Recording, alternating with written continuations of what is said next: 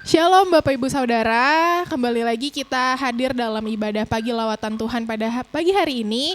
Supaya lebih semangat lagi untuk menjalani aktivitas pada pagi hari ini, mari kita bersama-sama memuji Tuhan. Sebelumnya saya undang Bapak Ibu Saudara untuk berdoa. Tuhan Yesus, terima kasih Tuhan untuk pagi yang indah ini. Terima kasih Tuhan kalau pada pagi hari ini kami boleh ada sebagaimana kami ada, itu semua karena anugerah-Mu.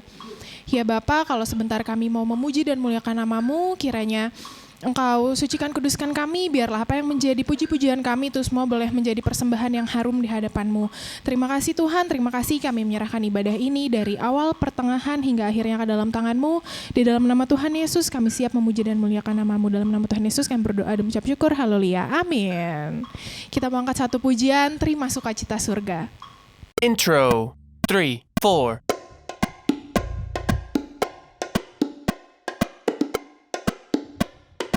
Band 2, 3, 4.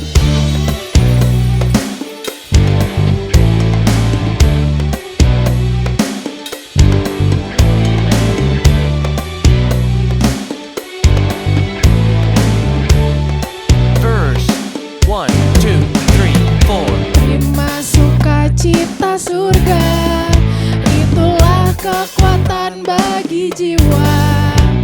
Ku dapat rasakan kasih-Nya di tengah badai yang bergelora. Terima sukacita surga, itulah kekuatan bagi jiwa. Ku dapat saksikan kuasa-Nya di tengah badai Chorus yang 1, 2, bergelora. 3, 4. Haleluya, Kau ada dalam hatiku, takkan patah semangatku, takkan hilang kekuatanku. Haleluya, ku mau bersorak bagimu, sukacita Intro surga nyata 1, 2, 3, 4. Kita mau katakan lagi, terima sukacita surga.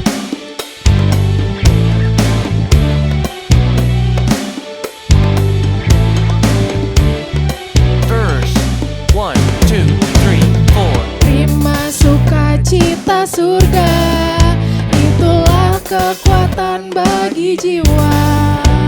Ku dapat rasakan kasih-Nya di tengah badai yang bergelora. Terima sukacita surga, itulah kekuatan bagi jiwa. Ku dapat saksikan kuasa-Nya, taklukkan badai Chorus yang 1, 2, bergelora. 3, 4. Haleluya, Kau ada dalam hatiku, takkan patah semangatku, takkan hilang kekuatanku. Haleluya, ku mau bersorak bagimu, sukacita surga nyata Last time. bagiku.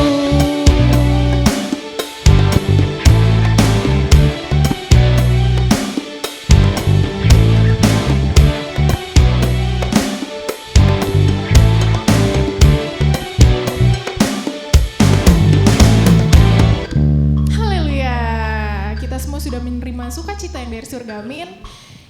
Sekarang kita mau siapkan hati kita mau mendengarkan firman Tuhan. Kita mau angkat satu pujian Immanuel.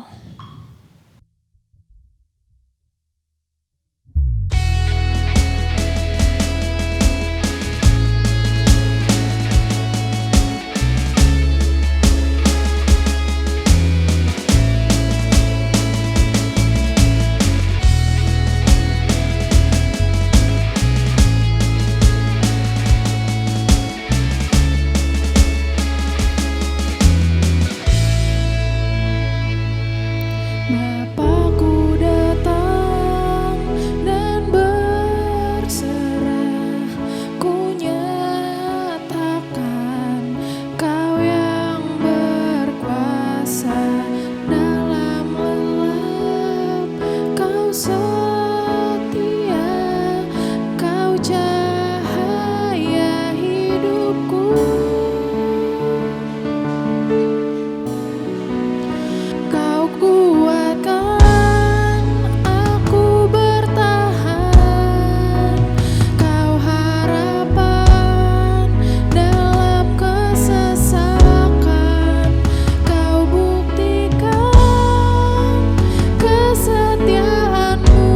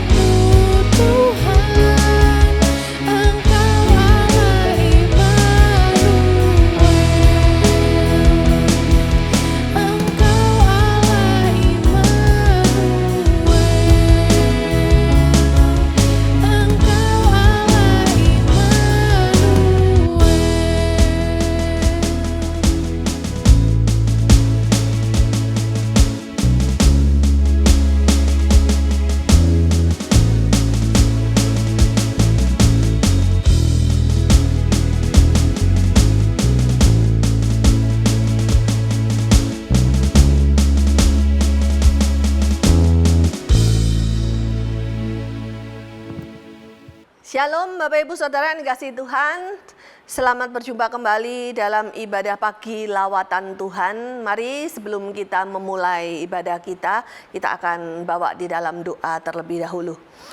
Bapa di surga, terima kasih Tuhan pagi hari ini. Sebelum kami melanjutkan aktivitas dan kegiatan kami mau mengambil bagian yang terbaik, yaitu merenungkan firman-Mu, bersekutu dengan Engkau, dan mau menerima segala pendidikan pengajaran yang terbaik yang boleh kami terima. Kami ingin Tuhan, hidup kami adalah hidup yang sangat diberkati, hidup yang berdampak buat orang-orang di sekitar kami, menjadi teladan dan berkat. Untuk itu Tuhan, perlengkapi setiap kami, anak-anak-Mu yang hadir mengikuti ibadah pagi lawatan Tuhan pada hari ini. Berbicaralah kepada setiap kami, pribadi demi pribadi.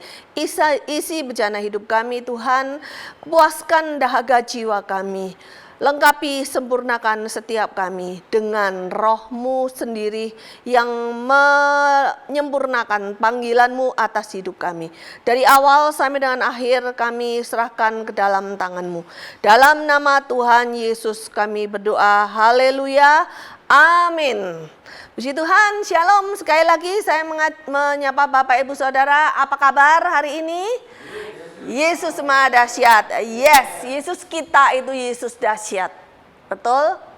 Kalau Yesus dahsyat, Yesus ingin anak-anaknya juga adalah anak-anak yang luar biasa. Mari kita baca firman Tuhan yang diambil dari kitab Timotius, 1 Timotius 4 ayat 12 sampai 16. Kita akan melihat seorang anak muda yang ditulis di dalam firman Tuhan, yang memiliki prestasi dahsyat luar biasa, yang hidupnya sampai sekarang menjadi inspirasi bagi semua orang, enggak hanya anak muda, semua orang yang takut akan Tuhan dan mau belajar firman Tuhan, yaitu Timotius. Kita baca 1 Timotius 4 ayat 12 sampai 16. Saya bacakan ya.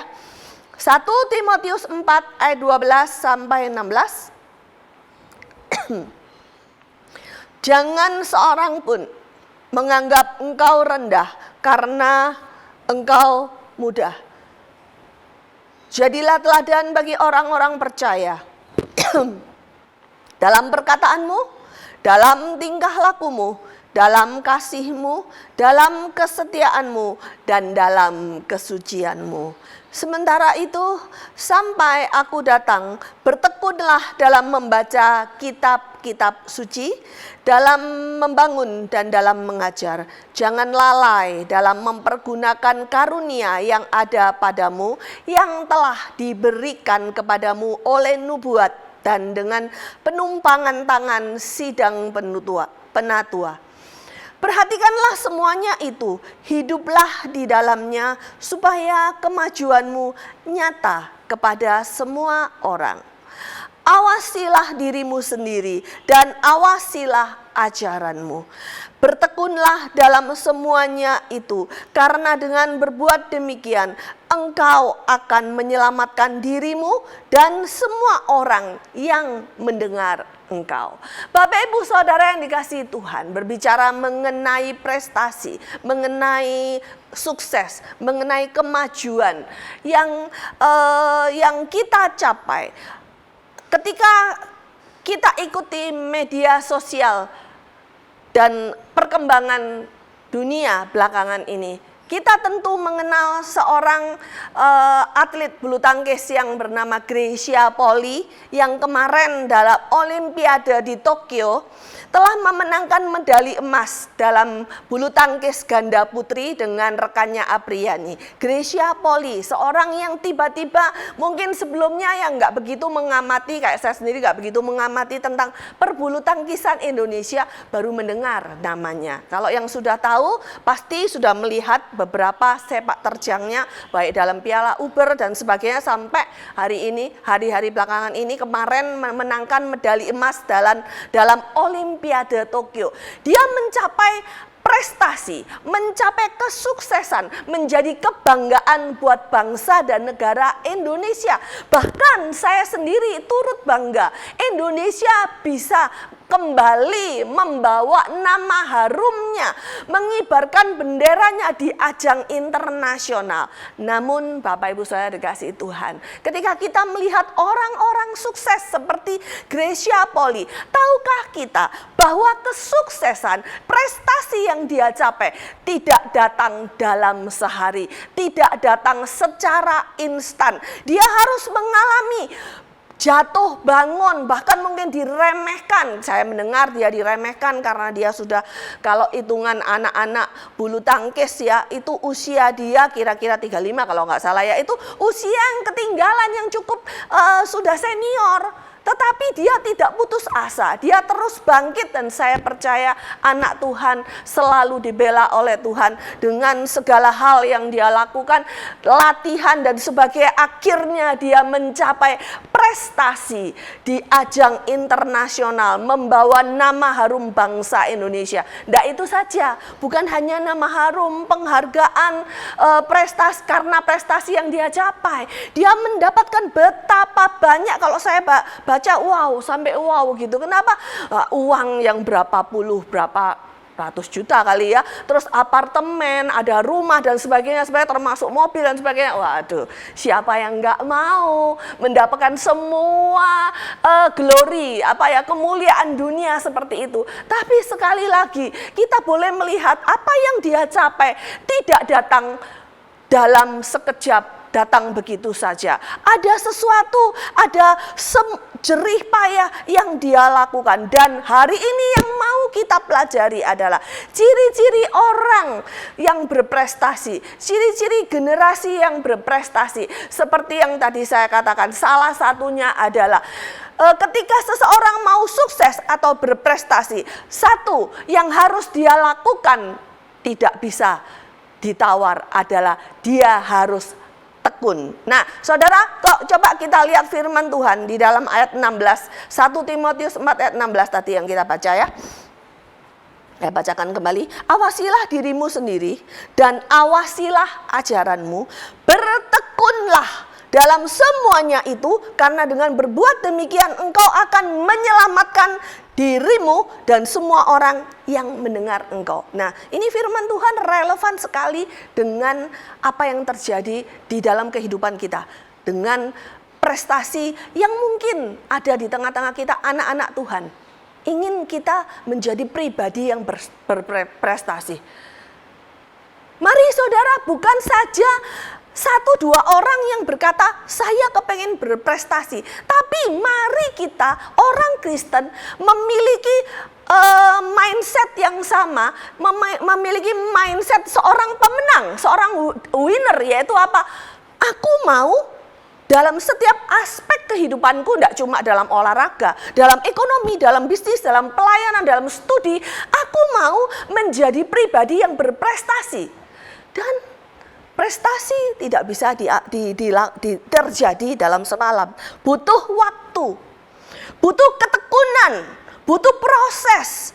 Dan kadang-kadang proses itu kita gagal, jatuh bangun. Kadang di dalam proses itu mungkin kita merasa tidak ada yang support. Atau ya saudara, coba positive thinking. Ada beberapa orang yang support itu cukup. Mungkin yang support itu suami atau istri, atau teman atau pelatih kita, atau siapa saja, anak kita mungkin, atau siapa saja. Dalam setiap aspek kehidupan selalu ada alasan untuk membuat kita sukses.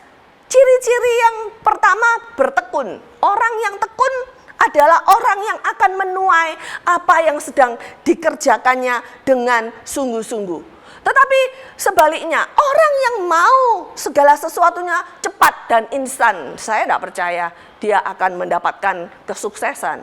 Mungkin kesuksesan sementara, misalnya orang yang melakukan dosa, korupsi, sukses sebentar, kekayaan, kekuasaan sementara, tetapi itu sementara.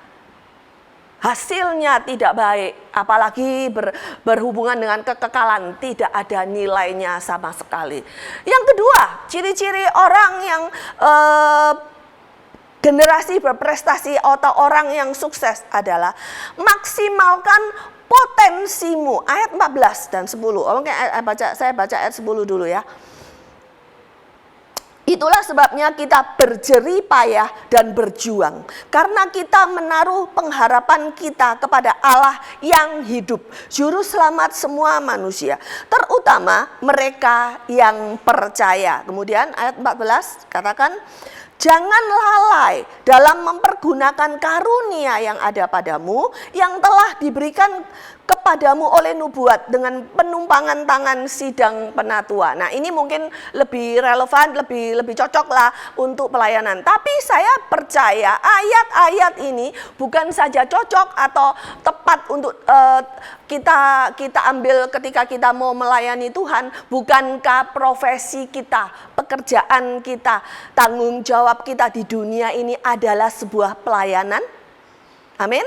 Kalau iya, tentu saja apa yang kita baca pun berlaku atas kita. Misalnya kalau kita dengar ayat 14 tadi kita lihat, jangan lalai dalam mempergunakan karunia yang ada padamu. Bapak Ibu Saudara yang dikasihi Tuhan, saya percaya Allah itu Allah yang adil. Setiap kita itu memiliki karunia, memiliki talenta. Ada yang Tuhan kasih cuma satu, ada yang Tuhan kasih 2, 3, bahkan ada yang multi talent. Dia bisa nyanyi, bisa memimpin organisasi, dia bisa bermain musik, dia bisa ini itu.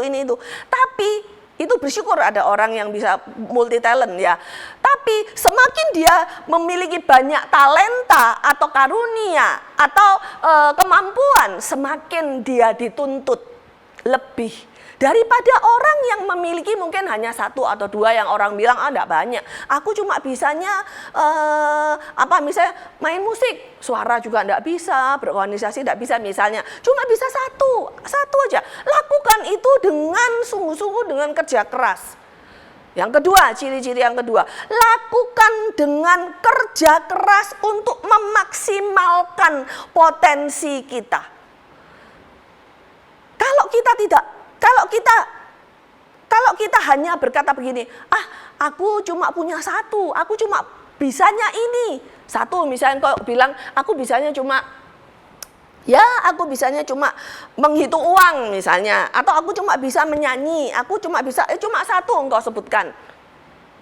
Tapi ketika itu kita lakukan dengan kerja keras, dengan sungguh-sungguh, saya percaya itu lebih besar, lebih dahsyat daripada orang yang multi talent, punya banyak kemampuan, punya banyak bakat, tetapi dia tidak kerjakan sungguh-sungguh dengan maksimal. Sedikit bisa nyanyi, ya bisa nyanyi. Main musik, ya bisa greng-greng bisa.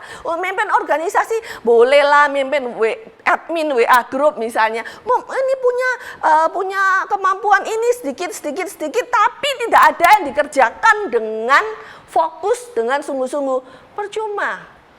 Jadi, kalaupun Allah memberikan kepadamu hanya talenta, yang 1 talenta, kerjakan itu dengan sungguh-sungguh, karena itu modal.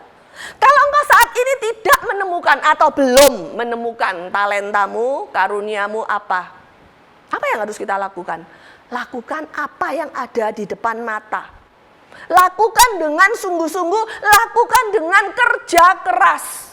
Para peneliti menemukan bahwa 80% orang yang sukses itu bukan karena keberuntungan, bukan karena talentanya, bukan karena orang tuanya kaya, makanya anaknya kaya, bukan karena kebetulan dan nilai akademis yang tinggi.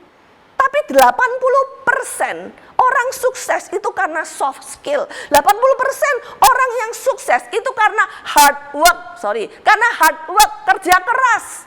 Orang yang memaksimalkan potensi harus mau bekerja keras, mengerjakan talentanya dengan sungguh-sungguh, enggak peduli dihargai atau enggak, dipuji atau enggak, terus melakukan dengan sungguh-sungguh, bekerja keras. Seperti firman Tuhan, lakukan segala sesuatunya bukan seperti ketika engkau melakukannya untuk Tuhan. Saudara, saya mau cerita sedikit. Berapa waktu yang lalu, kira-kira berapa bulan yang lalu ya, enggak sampai setahun lah, belum 6 bulan ya. Saya merekrut merekrut suami dari mbak yang kerja di rumah saya untuk bekerja, atau saya ajukan kebetulan ada seseorang yang menitipkan lowongan pekerjaan di perusahaan yang baru dia buka beberapa lama, baru dibuka belum setahun di Jakarta ya. Kemudian dia minta tolong carikan orang-orang yang kamu, kalau bisa yang kamu kenal lah. Kalau yang kamu kenal kan artinya kamu tahu orangnya seperti apa ya. Agak sulit karena sekalipun saya kenal orang itu di gereja atau di rumah, tapi kan saya nggak mengenal bagaimana dia sehari-hari. Tapi terus kemudian saya ingat pembantu saya ini suaminya membutuhkan pekerjaan. Dia baru di PHK, kalau nggak salah baru di PHK dan dia membutuhkan pekerjaan. Saudara, simple, pekerjaannya sederhana, nggak perlu pengalaman, nggak perlu pengetahuan yang khusus, cuma membutuhkan apa? Hard work, membutuhkan kerja keras, membutuhkan kerajinan, dan syaratnya dia bekerja menjadi OB. Ya, OB, saudara tahu, yang membersihkan kantor, menyiapkan minuman, hal-hal tetek mengek, hal-hal kecil yang dia kerjakan. Nah, dia lakukan ini dengan sungguh-sungguh. Dan sebelumnya memang pimpinan perusahaan ini bilang sama saya, cariin orang yang bersih penampilannya. Dia senang orang yang penampilan bersih, yang sekalipun OB dia enggak mau yang acak-acakan ya. Saudara, memang butuh kebersihan itu, penampilan yang bersih. Nggak harus ganteng, nggak harus cantik, tapi penampilan bersih. Nah, kemudian akhirnya dia bekerja, dan dia bekerja di kantor ini. Saya heran, dalam waktu sangat singkat bosnya ini menghubungi saya, pimpinannya menghubungi saya, dia bilang begini, tolong carikan lagi saya OB. Loh, saya kaget, kenapa? OB yang kemarin kenapa? Oh enggak, saya mau naikkan OB yang kemarin itu jadi dokumen handling. Wah, saya kaget banget. Kenapa? Karena baru loh, belum 6 bulan. Terus dia cerita, wah orang ini luar biasa. Nggak pernah lihat dia diam. Nggak pernah lihat padahal dia istirahat. Dia istirahat cuma sebentar, makan. Terus dia selalu ada aja yang dikerjakannya. Nah saudara, beda loh orang yang cari muka, yang dia bekerja kan ada bosnya. Karena itu firman Tuhan tuh relevan banget dan berkata, lakukan segala sesuatu itu bukan karena dilihat. Seperti untuk Tuhan. Ya mungkin karena memang sekalipun orang ini tidak seiman sama kita, tapi saya melihat saya melihat betapa dia mau bekerja keras, datang berusaha pagi-pagi, tidak terlambat, pulang mungkin yang terakhir semua pulang dia ngunci, yang menutup, membersihkan semuanya dan tanggung jawab, dan dia dalam waktu singkat dia dipromosikan jabatannya. Bayangin. Orang yang nggak punya pengalaman, lulusan SMA, nggak punya pengalaman di bidang pekerjaan yang diminta ini ya. Lalu tapi dia mau bekerja keras, dan dia sekarang dipercayakan di bagian dokumen ya. Mungkin awal-awalnya mungkin nggak langsung pekerjaan berat. Tapi ini loh salah satu contoh, saudara, bahwa ini yang saya sendiri hadapi. Sekalipun saya hamba Tuhan, saya bukan orang yang bekerja di kantor. Dulu saya pernah bekerja di kantor, dan saya melihat orang-orang yang sukses adalah orang-orang yang bekerja keras. Bukan orang yang IP-nya 4, bukan orang yang punya latar belakang sukses, kekayaan mengikuti latar belakangnya, bukan. Tetapi orang yang mau bekerja keras. Karena itu anak-anak Tuhan, mari kita memiliki mental seperti yang dikatakan oleh firman Tuhan ini. Lakukan semuanya itu dengan sungguh-sungguh. Apa ini dikatakan? Bukan kita mengandalkan karunia kita saja. Mungkin ada yang bilang gini, aku ini bisanya apa? Aku cuma bisa ini. Ya itu yang cuma bisa ini, itu lakukan dengan sungguh-sungguh. Lakukan dengan, artinya sampai ya kita tahu kapan waktunya bekerja bertanggung jawab. Nggak santai-santai. Banyak bukan kita melihat rekan kerja kita, moga-moga bukan kita anak-anak Tuhan, yang kita curi-curi waktu main HP di dalam pekerjaan, curi-curi waktu tidur, mumpung bosnya nggak ada dan sebagainya. Dan itu bukan mental orang Kristen sejati. Karena di sini dikatakan ya, tadi ayat berapa? Ayat 14, ayat 10. Itulah sebabnya kita berjerih payah dan berjuang. Saudara lihat, saudara, firman Tuhan mengatakan begini, orang bekerja keras itu perjuangan. Hidup memang penuh perjuangan, dan perjuangan untuk apa? Untuk bekerja keras. Tapi hari ini saya katakan, bukan hanya masalah fisik, masalah uang yang kita mau kita harapkan. Tetapi masalah-masalah yang berhubungan dengan kekekalan, ketika kita berjuang melayani Tuhan, mencari Tuhan, tidak cuma pekerjaan yang di kantor, untuk menghasilkan uang karena kita profesi kita saja, tetapi ketika kita melayani Tuhan pun kita berjuang. Saya percaya seperti cerita tadi, hal-hal yang ada di dunia ini yang sifatnya nggak kekal aja, Tuhan tunjukkan, Tuhan promosikan. Apalagi hal-hal yang sifatnya kekal. Mungkin tidak kelihatan, tapi saya percaya di alam roh, Allah sedang mengerjakan sesuatu. Untuk kita yang hari ini, mungkin Bapak Ibu Saudara yang ada di tengah kita, ada hamba-hamba Tuhan, ada Pak Christian, ada tim multimedia, anak-anak Tuhan yang masih muda, yang mungkin hari Minggu jam segini bisa tidur, lebih baik enak tidur. Tapi mau melayani Tuhan, atau kita yang, ya nanti saya percaya banyak juga, saya bukan mengangkat, mengunggul-unggulkan anak multimedia aja, tapi kita semualah yang mau mengorbankan waktu enak, waktu santainya untuk kerja keras buat Tuhan. Saya percaya Tuhan pada saatnya nanti akan promosikan dia. Amin. Dan yang berikutnya, saudara, yang nggak kalah pentingnya, ketika kita ingin menjadi orang-orang yang berprestasi, nggak dibutuhkan disiplin.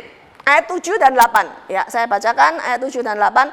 Tetapi jauhilah tahayul dan dongeng nenek-nenek tua. Tahayul, dongeng, mitos. Latihlah dirimu beribadah. Latihan badani terbatas gunanya, tetapi ibadah itu berguna dalam segala hal karena mengandung janji baik untuk hidup ini maupun untuk hidup yang akan datang. Saya akan meninjau ini dalam dua segi. Dalam segi kehidupan kita di dunia, dalam pekerjaan, maupun kehidupan kita bersama Tuhan, kehidupan rohani kita. Dua-dua sama pentingnya. Saya nggak berkata orang itu harus bekerja keras, banting tulang, cari uang, cari makan. Nggak usah. Bukan nggak usah. Memang harus bekerja keras. Tapi biarkan berkat itu mengikuti engkau, karena memang dari dalam diri kita memiliki mental disiplin. Nah, sebelumnya saya coba mau lihat disiplin itu apa sih? Disiplin itu adalah taat dan patuh terhadap apa yang kita percayai, yang kita lakukan dengan yang menjadi bagian dan tanggung jawab kita. Kalau kita seorang pekerja di kantor, di perusahaan, dimanapun ya, atau seorang siswa di sekolah, kita taat dan patuh pada peraturan. Datang pukul sekian kita datang, kita lakukan tanggung jawab kita lakukan tanggung jawab. Harus begini kita lakukan tanggung jawab, kita taat dan lakukan dengan setia. Nggak santai, nggak angot-angotan. Lawan kata disiplin itu angot-angotan. Kalau mau dilakukan, kalau nggak mau ya santai-santai. Nggak bisa. Disiplin, taat, dan patuh terhadap apa yang menjadi bagian tuntutan dari tanggung jawab kita. Dan disiplin bisa dilatih. Nah, saudara, latihan badani, saya berkata disiplin bisa dilatih. Kalau saudara saat ini merasakan bahwa saudara kurang disiplin, mulai bisa dilatih. Nah, firman Tuhan di dalam ayat 8, 1 Timotius 4:8 mengatakan latihan badani itu terbatas, tetapi ibadah itu berguna. Latihan badani, fitness, jogging, olahraga, senam, itu latihan badani. Itu aja menghasilkan. Bener nggak? Saudara kalau rutin, disiplin tiap pagi, makannya, dietnya, maksudnya sudah tahu kalau sudah usia kayak saya ini ya, jangan makan-makan yang terlalu berlemak. Misalnya udah tahu kalau darah tinggi, jangan terlalu banyak makan-makan yang, atau bahkan hindari makan jeroan. Itu disiplin, taat. Enggak dilakukan, itu akan menghasilkan. Atau engkau yang yang suka fitness atau jogging aerobik, engkau akan mendapatkan kesehatan, tubuhmu mungkin akan terbentuk yang fitness, itu menghasilkan. Apalagi latihan rohani, latihan beribadah. Karena firman Tuhan di sini coba perhatikan, tetapi ibadah itu berguna dalam segala hal. All things profitable unto all things. Profitable, punya profit, ada untungnya, sangat beruntung untuk segala hal. Jadi luar biasa bukan? Kalau kita melatih diri kita beribadah. Melatih beribadah itu artinya waktunya berdoa, ayo berdoa. Waktunya beribadah, tinggalkan handphone, gadgetmu, gamemu, ayo beribadah. Untuk siapa saja, tua, muda, miskin, kaya, besar, kecil. Latihan badani terbatas, tapi ibadah itu latihan yang efeknya, dampaknya itu profitable untuk semua hal. Punya keuntungan untuk semua hal, tidak cuma hal rohani. Ketika kita berlatih disiplin beribadah, kapan waktu berdoa, kapan baca Alkitab, kapan melayani, kapan belajar sungguh-sungguh, kapan bekerja, tahu waktunya. Saya percaya kita sedang on the way menuju prestasi. Amin, Bapak Ibu Saudara. Mari kita yang ketiga ingat, cari perkara-perkara yang abadi, yang kekal dahulu, diikuti, bukan terus diabaikan, tapi diikuti dengan perkara-perkara rohani, ya, ibadah, disiplin dalam ibadah, disiplin dalam perkara dalam studimu, dalam pekerjaanmu, dalam apa yang engkau tanggung jawabmu sebagai orang tua, sebagai mama, sebagai anak, sebagai bapak, lakukan dengan sungguh-sungguh. Itu jadikanlah gaya hidup. Gaya hidup orang Kristen, gaya hidup disiplin. Saudara, kalau saya ingat zaman dulu, zaman saya masih kecil, kalau ikut orang tua saya ke gereja dulu, selalu dalam jam sekian on time itu gereja itu akan membunyikan belnya, atau kalau di waktu saya remaja itu di bel pakai tet gitu ya. Tapi ada gereja tertentu yang loncengnya dibunyikan teng sampai apa? Kalau mau tahu jam, ikuti jamnya gereja Katolik biasanya. Ada bunyi lonceng, itu kenapa menunjukkan apa? Sesuatu yang indah sekali, kita ikuti. Disiplin. Disiplin kenapa? Karena disiplin itu adalah salah satu ciri-ciri ketika kita on the way menuju prestasi atau on the way menuju sukses. Dan berikutnya, yang nggak kalah pentingnya, ayat 6. Ayat 6, dengan selalu mengingatkan hal-hal itu kepada saudara-saudara kita, engkau akan menjadi seorang pelayan Kristus Yesus yang baik, terdidik dalam soal-soal pokok iman kita, dalam ajaran sehat yang telah kau ikuti selama ini. Ciri-ciri generasi sukses, generasi berprestasi, yang keempat adalah orang kalau mau sukses dan berprestasi, dia harus mau terdidik. Terdidik berarti kita senantiasa mau mengupgrade pengetahuan, wawasan kita. Jangan puas dengan apa yang ada di depan mata. Kalau kita misalnya lulusan SMA, jangan puas. Ayo kalau bisa kuliah. Kalau sudah kuliah S1, punya uang dan punya kemampuan dan bisa misalnya bisa mau ngajar atau mau lebih dan mampu, kenapa enggak S2? Enggak pernah merasa puas dengan pendidikan yang kita miliki. Apalagi itu kalau pendidikan akademis. Pendidikan non akademis banyak sekali Bapak Ibu Saudara.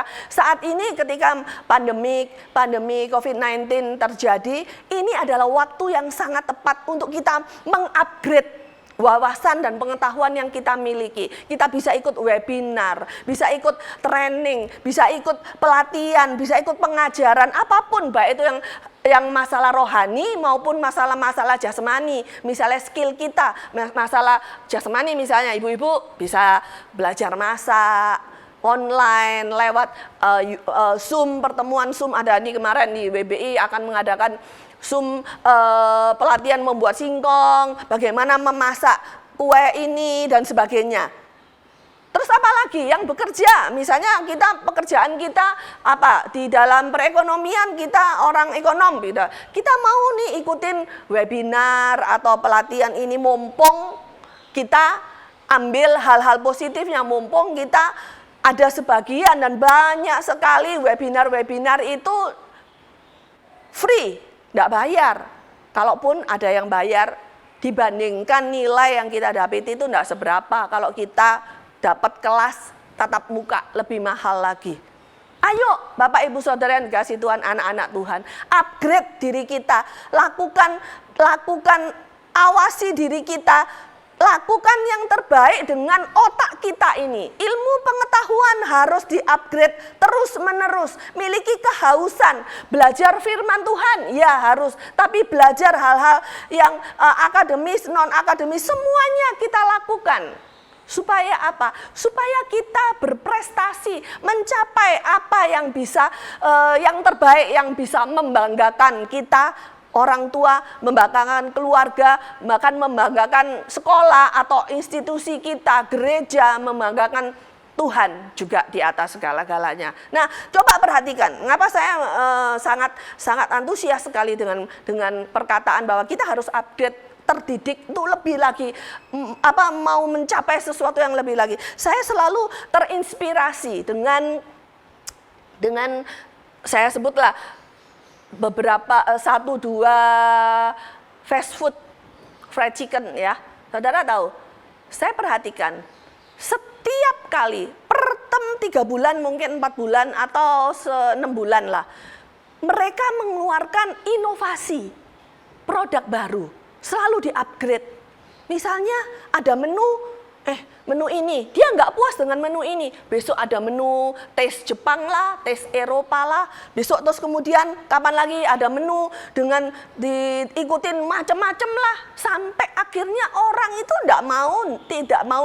tidak bisa berpaling karena dia selalu upgrade.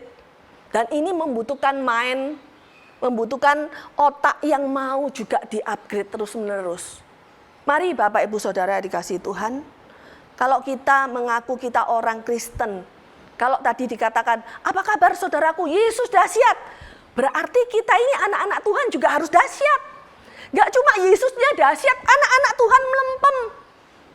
Mari kita membanggakan diri kita, gak usah sombong. Sombong dan bangga beda. Membanggakan di hadapan Tuhan.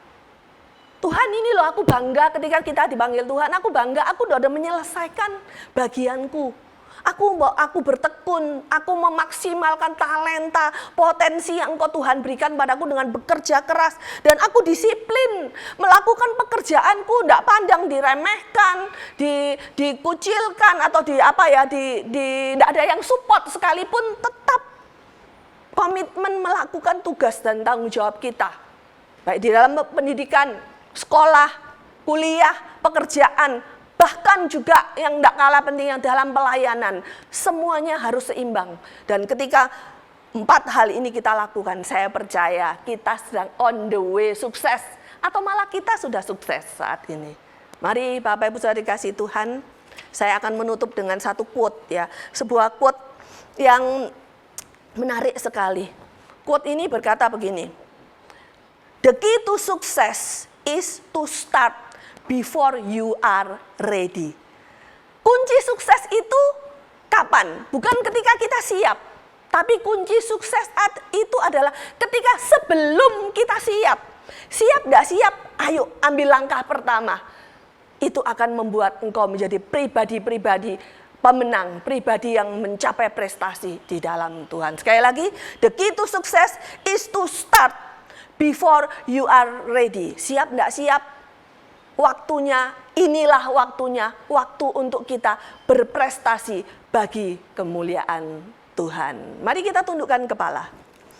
Bapak, terima kasih untuk firman-Mu. Kami percaya pada hari ini ketika kami mau kembali beraktivitas atau menyelesaikan semua pekerjaan dan tanggung jawab kami sebagai anak-anak-Mu Tuhan, kami sudah dibekali oleh firman-Mu. Biarlah mental sukses menjadi gaya hidup kami. Kami mau melakukan setiap bagian yang harus kami lakukan supaya kami boleh mencapai kebanggaan. Pertama-tama kami mau bangga di hadapan Tuhan, bangga atas diri kami, bangga atas keluarga, kepada keluarga kami, kepada komunitas kami. Kenapa? Karena kami percaya ketika Tuhan di pihak kami, tidak ada siapa yang berani melawan kami, tidak ada. Karena itu Tuhan, meteraikan firman-Mu ke dalam hati dan pikiran anak-anak-Mu. Biarlah kami boleh mampu memiliki terobosan, melakukan terobosan demi terobosan, kesulitan, hadangan, hambatan yang di depan kami. Itu tidak ada apa-apanya ketika kami berjalan bersama dengan Engkau. Tolong kami Tuhan, mampukan kami melalui ibadah PLT pada pagi hari ini. Mampukan kami memulai dan meneruskan aktivitas kami sepanjang hari ini, bahkan hari-hari ke depan. Dengan kemenangan, mencapai kemenangan demi kemenangan. Hamba meteraikan firman-Mu di dalam nama Tuhan Yesus Kristus. Amin. Baiklah Bapak Ibu Saudara yang kasih Tuhan, kita akan mendengarkan warta terlebih dahulu sebelum kita tutup dalam doa berkat untuk ibadah PLT hari ini. Warta pertama yang hendak saya bagikan adalah saya mengingatkan bagi Bapak Ibu Saudara yang dikasihi Tuhan, nanti malam pukul 10 malam ada doa malam yang seperti biasa dilayani oleh Bapak Gembala.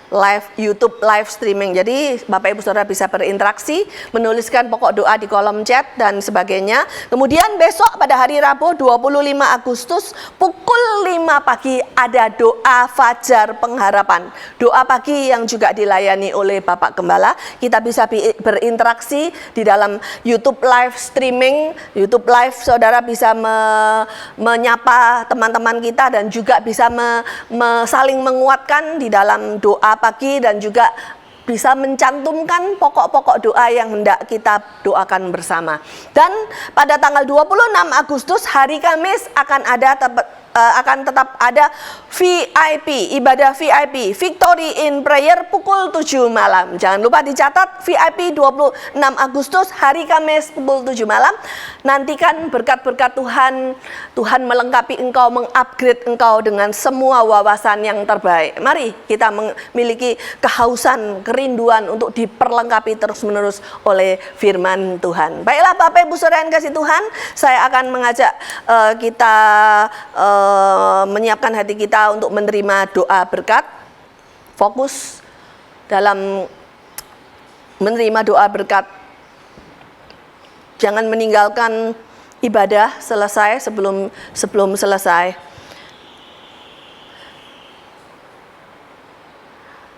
Berkat dari Allah Bapa, kasih karunia dari Tuhan Yesus Kristus, pertolongan dan penghiburan dari Roh Kudus akan menyertaimu, menyertai hari-hari hidupmu, menyertai pekerjaanmu, menyertai studimu, menyertai kehidupan rumah tanggamu, menyertai sandang pangan papanmu, mulai dari sekarang sampai Maranatha, Dia datang menjemput engkau kembali.